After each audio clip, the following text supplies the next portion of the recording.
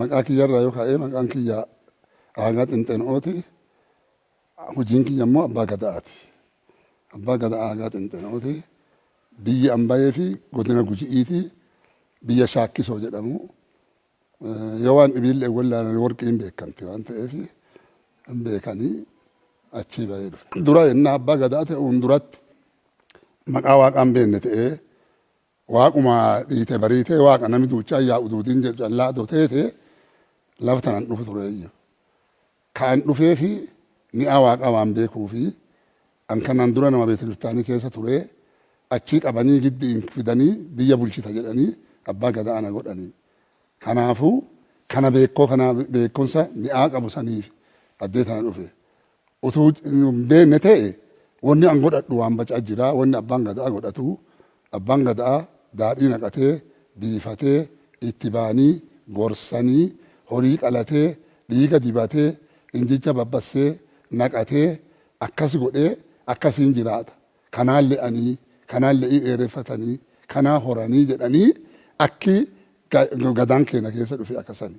Ani immoo waan sanduuchaa takkatti illee tolchuu hin danda'u.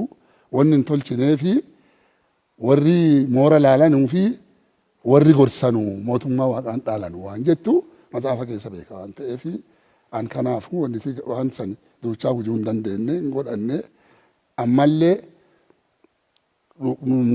kana godhadhuu naan jedhanii jennaan kana godhatu uummanna dhiigaa foon waaqaa nyaadhee dhiiga waaqaa unee amma deebi'ee dhiiga kormaa korbeessaatti ittiin deebi'u jedhee ka'ee as dhufe addee tana dhufe kuni waan mi'a waaqaa kanaan dura beekuu fi haga dhufe immoo sagantaa itti ilaalee ani yoo addee sanii tiivii keessa dhaggu wanni kun ilma tiyyarratti tolchaniira immoo dhugumaa wanni akkanaa ta'eeti jedhee herreegun. Dhugaanuu wanni akkanaan ta'e takka ilatti xiqqoo waan tokko hojjetaniira ni jedhee ilma tiyyarratti hojjetame wanni kun akkanuma ilma namaa sobiisaaf akkana godhaniidhaan malee dhugaa wanni kun lafa hin jirtu jedhee laale. Amma immoo haga dhufe kan dhibii lakkisi manni ejji kun manni waldaa kun inni kun mana idimee nama kanaatitti ijaarame natti fakkaata. Mana idimee nama kanaatti oli ijaaramee jiru natti fakkaate tokko. Lammeessoo immoo gochuma achitti dhaggaa dhufe santi itti dabalamee ka'ee ilaalee itti dabalamee waan baasaa dhagge malee wani narraa dhiqate waan hin jiraanneef natti tolee jira. Hin bayyadhe malee silaa dhiite bariitee sanbata guddaa duudii silaa dhufee addi sana ta'ee dubbii waaqayyoo dhagaa jedhee herregaa garuu yoo galillee yaadni kiyya asii waan jiruufi waaqi na waliin jira waaqi isin waliin jira anallee isinillee waaqi waliin jira waaqi nu waliin jiraatuuti waaqi akkuma nagayaan gargarii galle nagayaan walitti nu raruuti inuma dhufaa. Abbaa galataa ta'ee ka galataa ta'ee ammallee galata waliin dhufaa. Kanaafuu Abbaan Gadaa abbummaan gadummaa bulchaa biyyaati malee bulchaa waaqaatii miti. Garuu waaqatti nama guddaa namaan duraa isa tolchee eega waan nama shuumee silxaanni silxaanaa waan waaqa. Waaqa jechuun lubbuun nama tokkoo kiyya tokko takkattiin ta'aagaati. Niitii tiyyan dabalatu ilmee tiyyan dabalatu yoo akkuma qofii tiyya dhaladhe qofumaa tiyya ol deebi'aa akkuma dhaladhetti ol deebi'aa isiillee mataa ifii anillee mataa kiyya ilmeen tiyyal mataa ifii tokko kennaan wanni dhirsaaniiti ilmaa abbaa ilme kun guddaa kun xiqqaa jedhan sun hafee namni duuchaan fuula waaqaa duratti qixxee takkattii ta'ee ka'ee guddaa jiraata.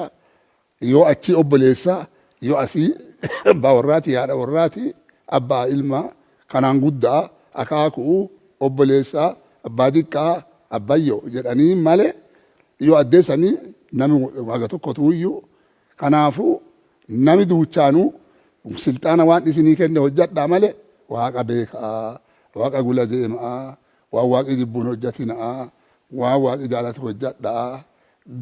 Irra caalaa immoo sodaan waaqaatii fi jaalaltiin waaqaa isin keessa jiraattuuti du'aa kaa ilma waaqaa beekaa. Yoo du'aa kaa ilma waaqaa beektan duutanullee akka kaata ifi beektanii. Yoo kanan beekne wanni gootanu dhibiin hin jirtu. Asumatti lafuma tanarratti teessan daangotti jedhee dhaamaaf. Wanni dabalu wanni baay'een hin jiru.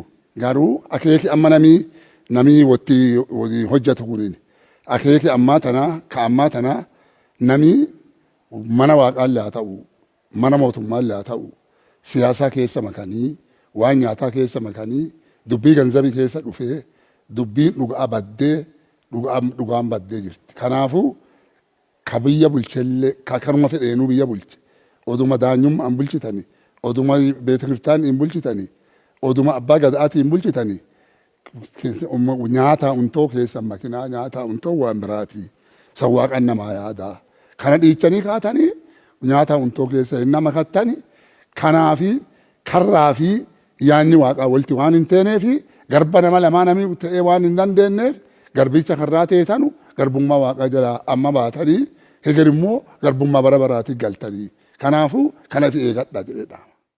Maqaan kiyya Baddeessoo Gobbuuti. Wanna irraa laaleetti gammadee hin jaaladhe hin dhibame abbaa warra kiyyaati. Inni dhukkubsatee naan horiitti qalan jedhanii bookana kan jedhani kun hin ta'u jennee cheerchuma dhandhaa as waldaa araaraa dhunna jennee itti hidhannee itti furteeffannee bilbila keessa cufannee asiin baanee innillee fayyee waaqallee galateeffannee gana achillee hagalata odeebin waaqen tolchuuti. Abbootiin gadaa dhibii lodoo akkasanii namni sirni akkanaa kunillee dhiboo akkanaatiin qabamee jedhee waa aadaa waan tottolchaa san dhiisanii garuma gooftaa Yesuusii yoo dheetan hin fayyanii fayyina bara baraa argatanii nuti ammallee gara keennalletti makkaana Yesuus teennaa waan mi'aa waaqaa beennuu fi waldaa araara waaqayyoo kana jaladheenne as dhumne. Nami jiru kun duudiin silaa kan dhibanne hin jiru. Ka yaadee as dhufa jedhee hunni hanqichellee waaqi herregee fi waaqi yaadee fi asi haa fiduuti. Anuu baasa dhaggee akkuma inni jedhe sana waan TV irra dhagginu waan kana ila keenyarraa hojjetaneeranii nuumama teeteetti nuumaadee teeteetti har'a garuu ila teennaan agarree amannee gammannee dhaggineerra kana dhaamsa qaba'anii namni dhibame duudii addee tana innaa dhufe akka fayyu akka fayyinnaan galu ifoo isaa lakkisi mataa isaa lakkisi akka manni isaallee fayyu addatee gala.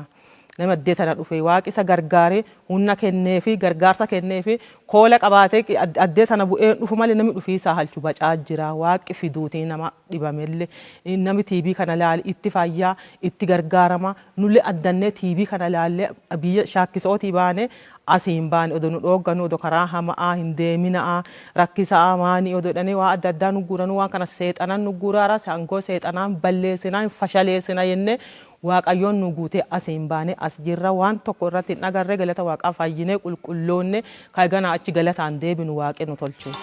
Abboo baga gammaddee ka du'aa gaggaddee lubbuun te dandamattee Yesuus argattee gurbaa baga gammaddee ka du'aa gaggaddee lubbuun te dandamattee Yesuus argattee Abboo baga gammaddee ka du'aa gaggaddee lubbuun te dandamattee Yesuus argattee.